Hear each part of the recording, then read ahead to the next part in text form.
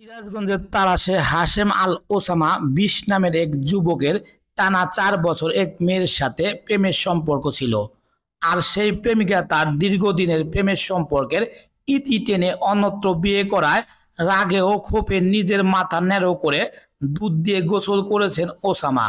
সোমবার ৮ জুলাই দুপুরে উপজেলার তাড়াশ সদর ইউনিয়নের শ্রীকৃষ্ণপুর গ্রামে এই ঘটনা ঘটে। হাশেম আল ওসামা ওই গ্রামের মোহাম্মদ শাহজাহান আলীর ছেলে। তিনি সলঙ্গা ফাজিল ডিগ্রি মাদ্রাসার ফাজিল ২য় বর্ষের শিক্ষার্থী। হাশেম আল ওসামা বলেন, কুড়িগ্রাম জেলার রৌমারী সদরের এক মেয়ের সাথে সামাজিক যোগাযোগ মাধ্যম ফেসবুকে ৪ বছর ধরে প্রেমের সম্পর্ক ছিল। আমার সবকিছু মেনে নিয়ে সে আমাকে বিয়ে করবে বলে প্রতিশ্রুতি দিয়েছিল। আমাকে সারা জীবনে অন্য কাউকে বিয়ে করবে না বলে শপথও করেছিল। কিন্তু কয়েকদিন আগে আমি বেকার সেই অজুহাত দেখিয়ে প্রেমের সম্পর্কের বিচ্ছেদ ঘটায়।